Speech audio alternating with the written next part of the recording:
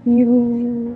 आपका बहुत बहुत स्वागत मेरे चैनल पर। और अभी जो गाना मैंने हम किया वो गाया था famous king of rock and roll Elvis Presley ने। तो आप सोच रहे होंगे कि वीडियो का टॉपिक है क्या और मैं एल्विस प्रेस्ली के गाने क्यों गा रही हूँ और ये टॉपिक क्यों छिड़ा है। क्या आपको पता है एल्विस प्रेस्ली जब गुजर गए तो उनके मौत का कारण क्या था? इसके पीछे बहुत चर्चाएं हुई। लोगों ने ये कहा कि वो हार्ट अटैक से गए, मगर उनके डॉक्टर का मानना ये भी था कि उनकी लाइफस्टाइल की वजह से उनको बहुत ही सीवियर कॉन्स्टिपेशन था। कॉन्स्टिपेशन यानी कब्ज। और तीसरी चीज, उनके बहुत सारे मेडिकेशंस थे, वो बहुत सारी दवाइयां लेते थे। मगर बात हम कर रहे हैं कॉन्स्टिपेशन की, तो उनके डॉक्टर के अनुसार उनके पेट में 4 महीनों से कॉन्स्टिपेशन था। उनको कब्ज की बीमारी इतनी क्रॉनिक थी कि 4 महीनों तक का मटेरियल उनके पेट में पाया गया पोस्टमार्टम में। और भारत में हम बात करते हैं तो कॉन्स्टिपेशन के टॉपिक पे आपको याद है वो मूवी, वो फेमस मूवी पिकू, जिसमें अमिताभ बच्चन ने बहुत ही अच्छा किरदार निभाया था। और जो सीनियर बुजुर्ग व्यक्ति है और उन्हें हमेशा चिंता रहती है कि उनका रेगुलर बाउल मूवमेंट हो रहा है या नहीं। बहुत ही मजेदार ये मूवी थी। उसका सब्जेक्ट इर्द गिर्द घूम रहा था कॉन्स्टिपेशन। आज का हमारा टॉपिक है कि चिया सीड्स, जो बहुत ही पॉपुलर है आजकल और जिसे सुपर फूड कहा जाता है, कॉन्स्टिपेशन रिलेटेड चिया सीड्स के बेनिफिट और पोटेंशियल साइड इफेक्ट्स क्या होते हैं, इसके बारे में बात करूं। तो चिया सीड्स फॉर कॉन्स्टिपेशन, इसके बारे में बात करने से पहले थोड़ी सी हम जानकारी लेते हैं कि ये कॉन्स्टिपेशन क्या है। क्योंकि अगर हम ये जानते हैं कि कॉन्स्टिपेशन क्या है, क्यों होता है और कॉन्स्टिपेशन से रिलीफ पाने के लिए लोग क्या क्या करते हैं, तो उससे चिया सीड्स के बारे में हम जब जानकारी प्राप्त करेंगे तो ये आसान पड़ेगा। तो कॉन्स्टिपेशन ऐसे डिफाइन करते हैं कि जो बाउल मूवमेंट्स, जो नंबर 2 लोग कहते हैं, ये जो मोशंस होते हैं वो अनकंफर्टेबल रहते हैं और इर्रेगुलर रहते हैं। अनकंफर्टेबल तो आप समझ गए, ये तो ऑब्वियस है, मगर इर्रेगुलर तो आप पूछेंगे कि दिन में एक बार तो पॉटी जाना ही चाहिए। कोई लोगों को इतनी बेचैनी होती है, अरे आज तो मैंने पॉटी मिस कर दिया, अभी पूरे दिन मुझे चिंता होगी। लोगों का बाउल मूवमेंट का फ्रीक्वेंसी रोज एक बार होना ही चाहिए, ऐसे बिल्कुल नहीं है। डॉक्टरों का मानना है कि जो भी आपकी फ्रीक्वेंसी है वो रेगुलर होना जरूरी है। तो लोगों की ये फ्रीक्वेंसी कम भी होती है। कोई लोग एक सप्ताह में सिर्फ 3 बार भी जाते हैं, मगर यदि ये रेगुलर है आपका पैटर्न तो आपको चिंता करने की कोई जरूरत नहीं। तो कॉन्स्टिपेशन की वजह है क्या है? जो वजह है डिसीज या बीमारी की वजह से है, उसके बारे में हम बात नहीं कर रहे हैं। आज हम ऐसी चीजों के बारे में बात कर रहे हैं जो प्रिवेंटेबल है और जो डिसीज नहीं है। तो हम कौन से चेंजेस हमारे दिनचर्या में लाए तो हमें कब्ज या कॉन्स्टिपेशन का प्रॉब्लम नहीं होगा। तो सबसे पहले कॉन्स्टिपेशन क्यों होता है?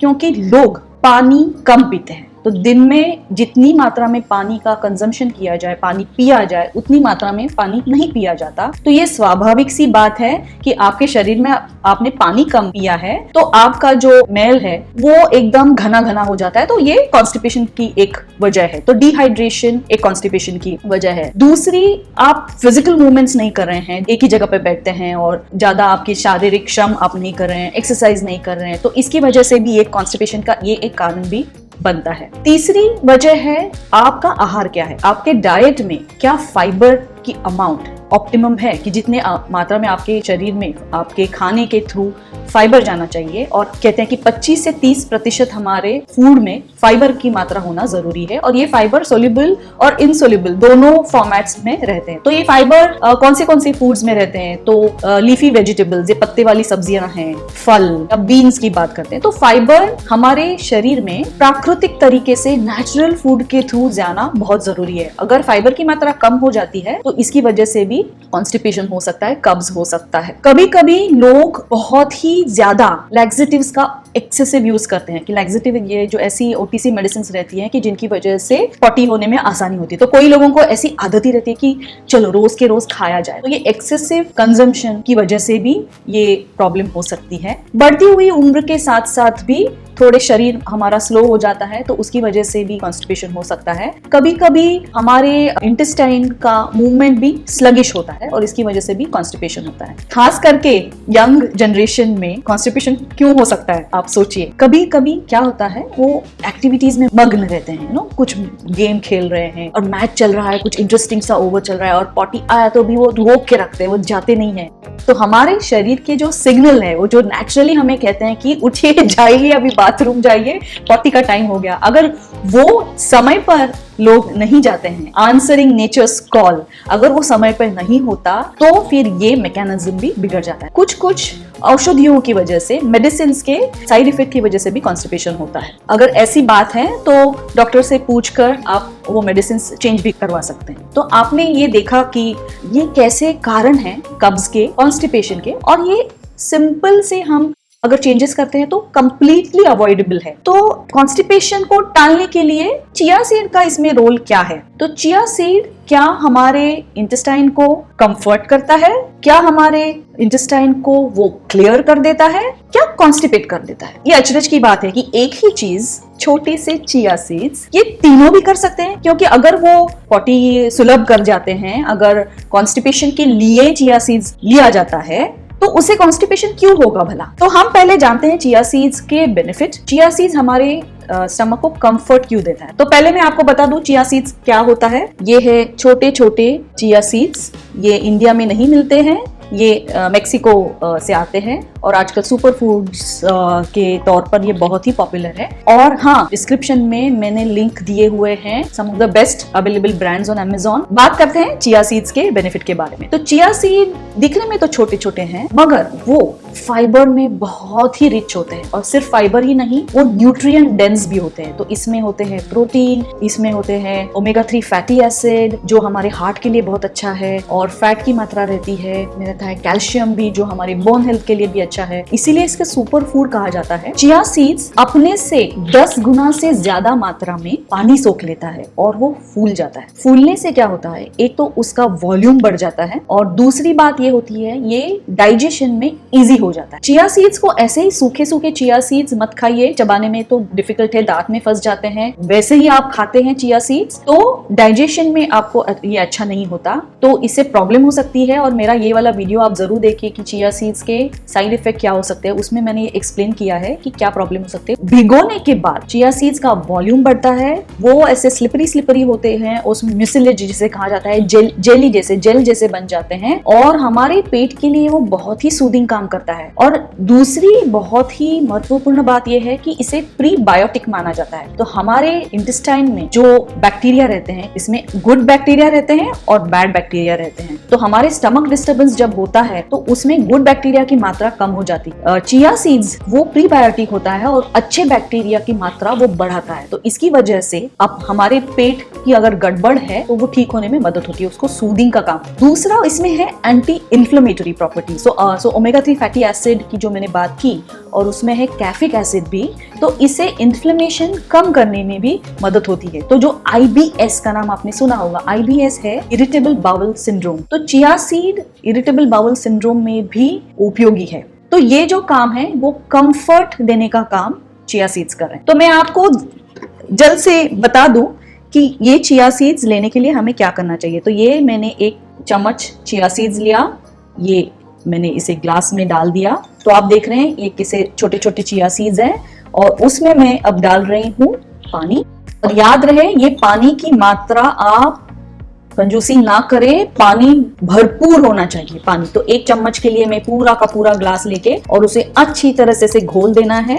अच्छी तरह से स्वर्ल करने से क्या होता है, ये सीड्स अलग अलग रहते हैं, उसकी गुत्थी नहीं बनती, इसे ऐसे स्वर्ल करते हैं। और इसे आपको रखना है कुछ घंटों के लिए, इसे सोक होने देना है, कम से कम 5 से 6 घंटे। तो जब मैं चिया सीड्स लेती हूँ, मैं overall as a health booster लेती हूँ, तो उसे मैं ओवरनाइट सोक करती हूँ और दूसरे दिन सुबह मैं इसे खाती हूँ, मैं जस्ट गटक जाती हूँ। तो पानी होना बहुत जरूरी है। और चिया सीड्स की मात्रा आप कितनी ले, इसके बारे में हम बात करते हैं। तो चिया सीड्स 1 टेबल स्पून में 15 ग्राम डोसेज होता है। यदि आप चिया सीड्स पहली बार ले रहे हैं तो आप छोटी मात्रा से ट्राई करें, तो आधा ही टेबल स्पून आप ले, पहले 5 ग्राम से ट्राई कीजिए, 10 ग्राम से ट्राई कीजिए, और जब जैसे आपको सूट होता है उस हिसाब से फिर आप चिया सीड्स ले सकते हैं। तो 10 से 20 ग्राम तक चिया सीड आप ले सकते हैं। तो हमने पहला पॉइंट मैंने एक्सप्लेन किया आपको कि चिया सीड कंफर्ट कैसे करते हैं। यदि ये कॉन्स्टिपेशन को दूर करता है तो तो फिर चिया सीड से डायरिया क्यों होता है भला? तो डायरिया होने की वजह ये है कि यदि आपने ऐसा चिया सीड्स कभी खाया नहीं है पहले, आपके शरीर को आदत नहीं है, तो कोई कोई लोगों को ये सूट नहीं करता। तो अगर ये सूट नहीं करता तो अगर पहली बार आप खा रहे हैं तो आपके पेट में प्रॉब्लम हो सकती है। इससे कई बार आपको एकदम वो फूलते हैं तो पेट में आपको क्रैम्प्स आ सकते हैं, आपको दर्द हो सकता है, आपको गैसेस हो सकती है और डिस्कम्फर्ट हो सकता है और ब्लोटिंग भी हो सकता है, और इसके एज अ रिजल्ट आपको फिर डायरिया भी हो सकता है। तो लेने के देने ना पड़ जाए चिया सीड, आप कॉन्स्टिपेशन के लिए ले रहे हैं मगर आपको डायरिया ही नहीं हो जाए, तो ये बात आपको याद रखनी है। तो जिनका इंटेस्टिनल हेल्थ वीक है, थोड़ा कमजोरी है, थोड़ा कुछ खाने से उनका पचता नहीं है, तो ऐसे लोगों ने खबरदारी लेनी चाहिए। सब लोग लेते हैं इसीलिए चलो कॉन्स्टिपेशन के लिए मैं चिया सीड्स खाते हैं, तो ऐसे नहीं, आप अपनी अकल जरूर लगाइए। तो कॉन्स्टिपेशन में चिया सीड कैसे मदद करता है? तो बाउल मूवमेंट्स सही होने के लिए जो कॉन्स्टिपेशन के लिए क्या क्या चीजें की जाती है, तो सबसे पहले जरूरी है हाइड्रेशन। पानी की मात्रा लेना बहुत जरूरी है। अगर पानी आप अच्छी क्वांटिटी में पीते हैं तो आप, अगर नॉर्मल है, आपकी हेल्थ भी अच्छी है, तो कॉन्स्टिपेशन का प्रॉब्लम आपको नहीं होना चाहिए। डाइट में सुधार आपको करना चाहिए, एक्सरसाइजेस आपको करनी चाहिए। ये तो चीजें लोग करते हैं ही, और आपको तो पता है कि हमारे भारत में तो कैस्टर ऑयल पिलाते थे, हफ्ते में एक बार कैस्टर ऑयल पिलाते थे। तो ये क्या है? ये एक लैक्सेटिव है और ये नेचुरल लैक्सेटिव है। तो इससे क्या होता है कि जो इंटेस्टाइन में हमारी जो खाना रहता है, फूड, वो इंटेस्टाइन में लुब्रिकेशन की वजह से वो आगे आगे आगे बढ़ते जाता है। तो ये लैक्सेटिव ऐसी प्रकार काम करते हैं। दूसरी एक पॉपुलर चीज कैस्टर ऑयल के साथ साथ है वो सीलियम हस्क। आपने इसबगोल का नाम तो सुना होगा। तो इसबगोल क्या है? इसबगोल है फाइबर रिच। तो इसबगोल भी फाइबर रिच होने की वजह से, जैसे चिया सीड फाइबर रिच है, सीलियम हस्क भी फाइबर रिच है, और सीलियम हस्क का भी लोग रेगुलरली सेवन करते हैं। फाइबर होने से पेट में जो हमारा क्वांटिटी है, फूड की क्वांटिटी, वो कॉम्पैक्शन नहीं होता उसका, और वो अच्छी तरह से उसका वॉल्यूम बढ़ जाता है। और ये फाइबर पानी सोखते हैं, तो उसकी वजह से भी स्टूल सॉफ्ट रहते हैं, उनका वॉल्यूम बढ़ जाता है, और उसकी वजह से नेचुरली हमारे जो मैकेनिज्म होता है कि इंटेस्टाइन की मूवमेंट बनी रहती है और स्टूल का पैसेज भी